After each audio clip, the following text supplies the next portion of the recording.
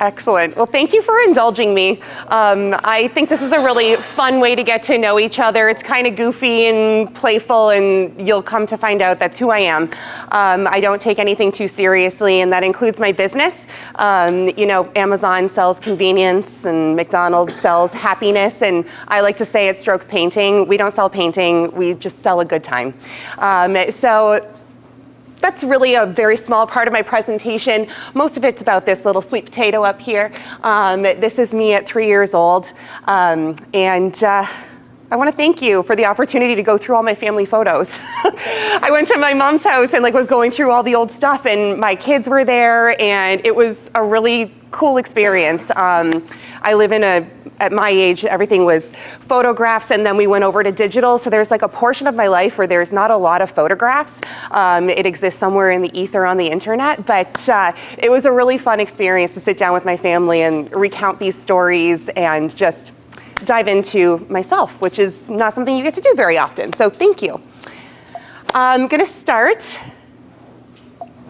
if the presentation wants to.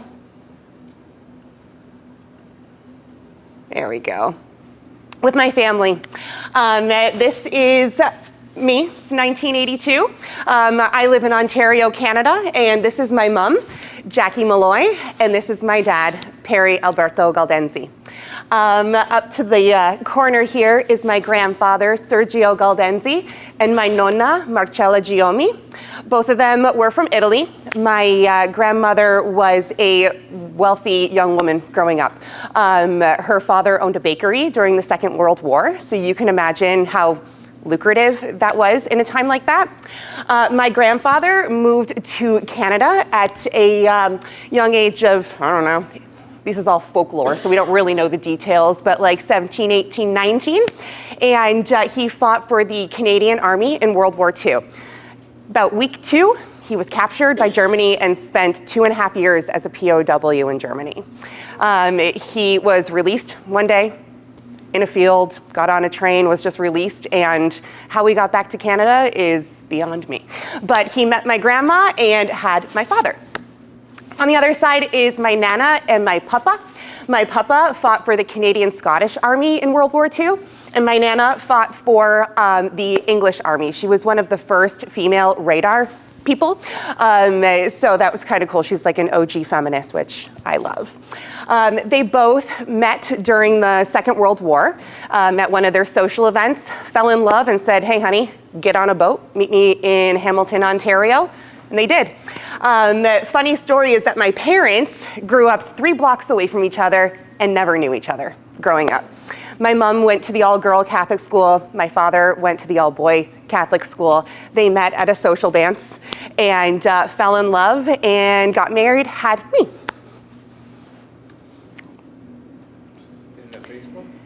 They did not have Facebook. Yeah, no, that wasn't around. This guy up here is my very first best friend, and probably my very best friend. It's my brother, Paul. He is 3 years younger than me, but has always been the older sibling in the house. Anytime my parents would go away, it was, Paul, keep an eye on Danielle, make sure she doesn't burn the house down type energy. He's a very responsible young man, very scientific. He is the yin to my yang, and I love him more than anything. Great story about him, not so great, very happy ending, is that he's brilliant. And we are Canadian, and his life goal was to work for the federal government. And when he graduated from college, he was scooped up by the CIA and lived in DC for quite some time, fulfilling his passion, which was working for the CIA. He met a young woman named Melissa while he was in DC. They fell in love, got married, and had a child soon after, my very first niece, Charlotte. She is my godchild and is my everything. She's very, very special to me. Especially since, when she was 9 months old, my sister-in-law had a glioblastoma that was undiagnosed. My brother became a widow at 28 years old. So that was heartbreaking for our family. It was, to date, the biggest tragedy my family has ever experienced. That's real wood, so we're gonna knock on that. So that was a real blow to my family. My brother was now a single father at 28 years old with a 9-month-old child alone in DC. So he stuck it out.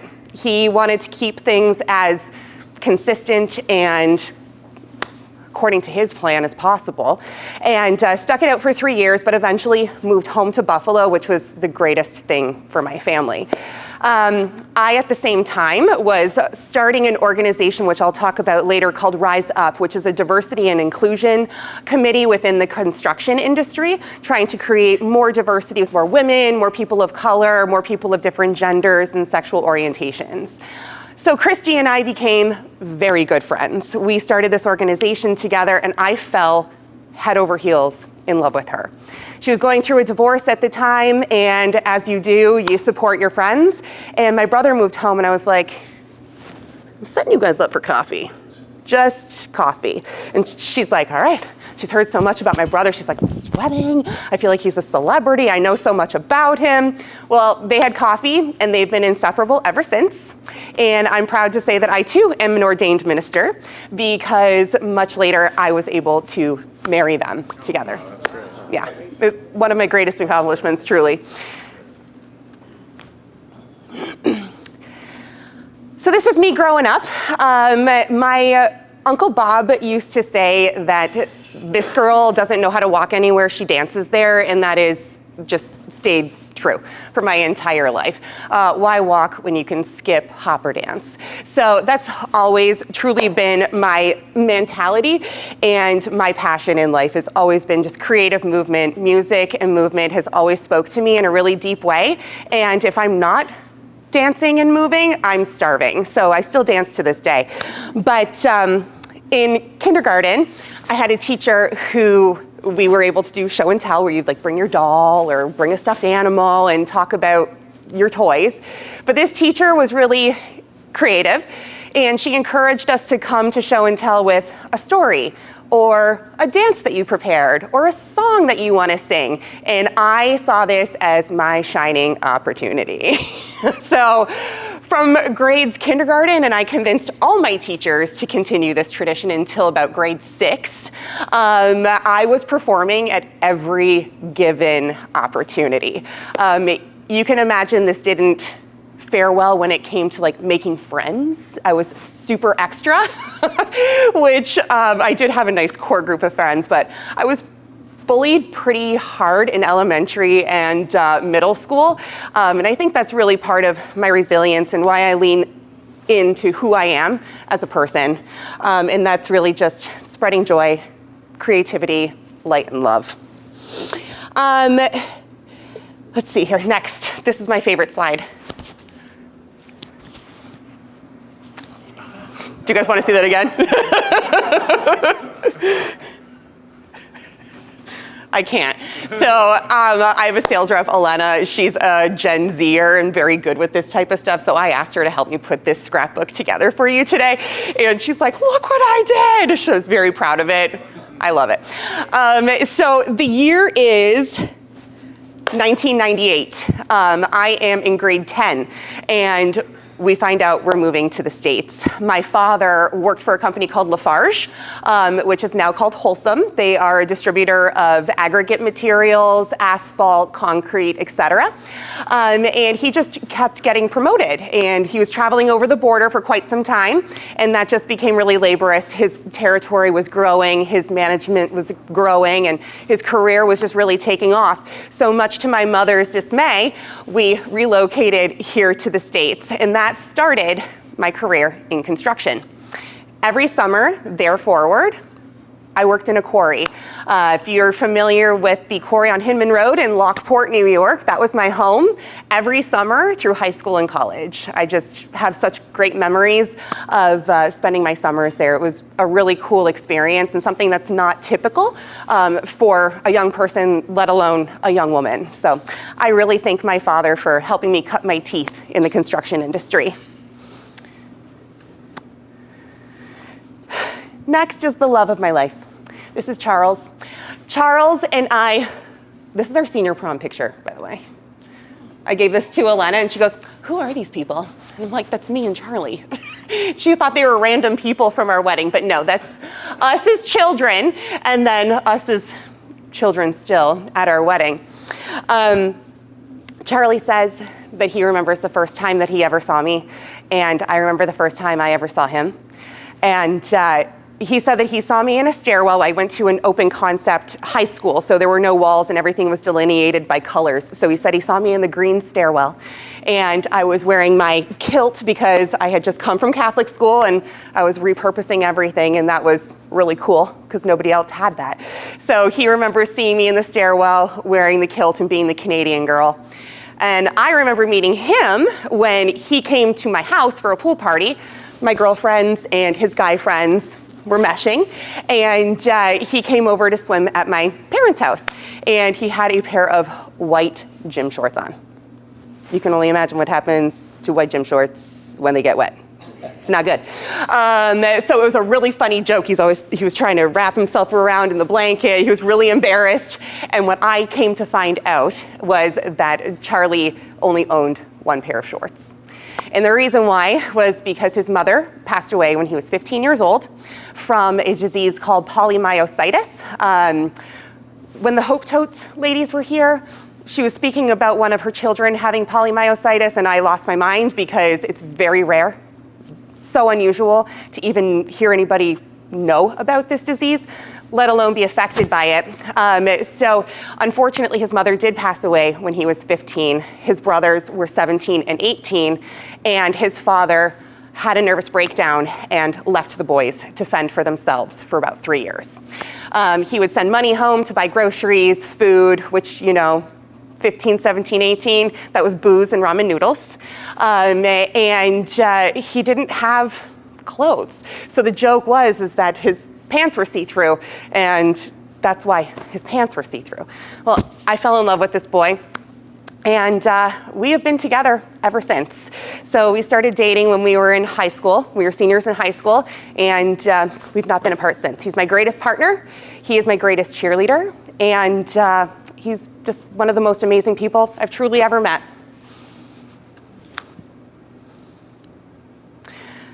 College, the college years. So shocker, I went to college. I studied theater and dance. It took me a while to land on this degree. I did try and pursue a business degree, but that had a lot of math and reading and things that weren't doing so great in my brain. So my mom said to me, "What are you doing? Follow your passion. If you follow your passion, you will never go wrong. Get a 4-year degree, follow theater and dance." So that's what I did. I had the best time in college. I just got to play and study beautiful films and scripts of plays, and it was just a really cool experience for me, unusual from the regular. Caught in the Act is a PSA that I filmed my senior year, and it was all about pirating music. Do you remember Napster and LimeWire and all that illegal downloading of music when we were burning CDs for the first time? Well, that was, 2003, 2004. And UB hired me and another student to film this cheeky PSA about getting viruses on your computer due to illegal downloading. Little did I know that these movie posters were gonna hang in all the libraries and be shown to all the freshmen for like the next 15 years. So I would get phone calls and things. I just saw your face in the library and all these things. It was just hilarious that this silly little PSA became a legacy. And I got paid with a thumb drive because that was like wild technology at the time. It was like, oh my God, I can put all my stuff on this thumb drive. It was wild technology. So that was the highlight of my college career. I then graduated from school and started working, but I missed dance so badly. My body just craved movement. And I was driving, and I heard a commercial on the radio on KISS 98.5, and it was who was going to be my coaches, talking about auditions that were coming up for the Buffalo Bandettes. And I knew nothing about lacrosse. I hadn't been to a single game. I didn't know the colors. I didn't know any of the players. I knew nothing. And when I showed up for the audition, that was very clear because I was not dressed appropriately. All these girls knew exactly what they were doing, and I was just like a little bumpkin coming in here trying to get a spot on this team. I busted my butt. I did super well, and I got on the team my very first time I tried out. And I was a bandette from the years 2004 to 2009. And in my very first year, I was the Rookie of the Year. My last year, I was our team captain. And now I run the Alumni Association with my friend Justina, so that when you graduate as a bandette, you come to us and we organize events and alumni things and all the good stuff with the players and the dancers. And it's just a great way to continue the legacy of something that means a lot to us girls on the team. So I did, however, hang up my pom-poms and I became a mom. So when I say my greatest accomplishment, it's my girls. They are the best thing that I've ever done with my life. Over here, this is Olivia Catherine. She is 16 years old, has no desire to get her driver's license, which I love.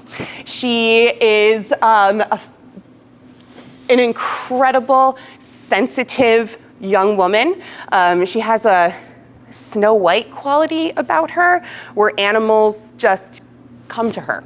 Like, she'll stand out there with bird food in her hand and chickadees will just like land in her hand. I don't know how she does it. I think it's some kind of energy that she just exudes, but she is just like one with nature, and it's a really incredible to see. This little cheeky monkey over here is my Jordan Jacqueline. When I was pregnant with Jordan, she was a boy until about 30 weeks. And then I had an ultrasound, and the doctor said, she's doing great in there. And I said, he's doing great in there. I had the nursery set up. His name was Jordan. Like, we had already planned everything. I was gonna have a boy and a girl, and that was it.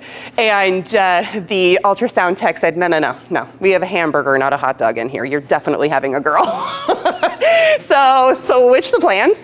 And so we kept the name. Her name is Jordan Jacqueline, and she's been keeping us on our toes ever since. My water broke the day before Olivia's birthday, and so we were convinced they're sharing a birthday. This is how it's gonna go down. She held out a couple more hours, so she has her own day. But that is so Jordan, to just like keep you guessing until like the 11th hour. That is exactly how she rolls.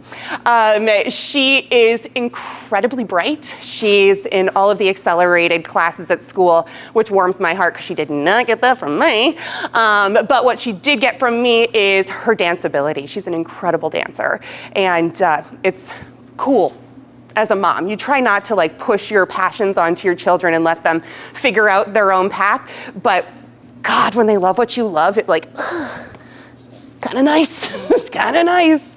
So those are my greatest accomplishments on earth. And then I have to include my fur babies. This one down here, this is Hot Fudge. She's a rescue. She's a Bassador. Didn't know that existed, but she's like a little alligator armed lover. She's my favorite little pooch. And then up there is Frida, named after my grandma. I found her on the rescue website, and she was the dog I wanted. She was the markings I wanted, and her name was Frida after my grandma. I was like, this is kismet. I have to get her. So we did, and she is literally like my third born. If I could have carried her, I would have. So then I have a career, right? I graduated from the University of Buffalo with a theater and dance degree, and was like, all right, what do we do now? At that point, I had been selling Clinique cosmetics behind the counter at a Kaufman's, and I fell so in love with an incentive. You gave me a goal, I'm gonna hit it, you're gonna give me free stuff, I'm in. And it was makeup. Like, this was completely speaking to my love. So I fell in love with selling there, did super, super well. And I think I had everything that they had to offer at that counter because I won it all. So I knew when I graduated from school, sales was an avenue that was going to be appropriate for me and my skills. So I went to a job fair at UB, and I was talking to Wells Fargo Financial, who was trying to convince me I wanted to sell insurance. And this young professional named Karen Martin came up to me, and she was like, hey, I heard you were talking to Wells Fargo about a sales career. Yes, that sounds great to me. And she goes, all right, well, I want to bring you over and talk to you about Cintas. We're going to pay for your car. We're going to pay for your cell phone. We're going to give you a computer. And she was like rhyming off all the things. I'm a broke college kid. Are you kidding? I put 25 cents in my gas tank just so I could get home. Like, yes, you're going to pay for my gas? Sign me up. She's like, well, here's the caveat. You're going to be selling the rental of mops, rags, toilet paper, paper towel, urinal pucks. And I said, I'm sorry, I heard you're gonna pay for my car. Let's go. Let's get this going. So I started working at Cintas and had a beautiful sales career there. Karen became the mentor that I always needed. She was 24 years old at the time, and she was a sales manager at a huge corporation. I was obsessed with this woman. I wanted to be her. To this day, we are very best friends. She is my career go-to girl. Love her beyond. So I worked my way up the ladder there. I started with the urinal pucks and the toilet paper. I then started selling floor mats, and then I graduated to uniforms, and then from there I was selling custom uniforms to our local casinos and restaurants. It was a really cool job. I really, really enjoyed it. But the time came to move on, expand my career. I had young children, and I thought maybe the education sector was something I wanted to pursue. So an opportunity became available with McGraw-Hill Education, where I started selling school curriculum. I was selling curriculum pre-K through grade 5, and I quickly learned that I hated it. It was not a fit. You just know sometimes when things are jiving and when things are not, and it was not in alignment with my skills and what I bring to the table, and gratefully, I was fired. It was the first time I was ever fired. I was devastated. My ego was crushed. But what I soon came to find out, it was a redirection to bring me to where I really needed to be. So I took that time. I was a young mother, pulled my kids out of daycare, and I reclaimed being a mom. I was that mom that handed their child over at 6 weeks after they had been born to work, because career has always been really important to me. But leaving my children at that age, you don't realize how much it devastates you until you have the opportunity to get them back. And I'm telling you now, my daughter Jordan, the youngest, she was like 1.5 years, and I'm like getting the bottles back out of the drawers. I'm like reclaiming their childhood. So I had about 6 months at home with my daughters, and I realized this is not for me. I really respect women and men who can stay home and raise their children. My mother was one of those. Felt like a real failure that it wasn't a match for me because I was brought up that way. But at the end of the 6 months, I was going a little crazy, and my father called me. He was just leaving Lafarge. He was about to retire. And he gave me a call and said, hey, I know you're looking to get back out there, and I know you'd really like to be in the construction world.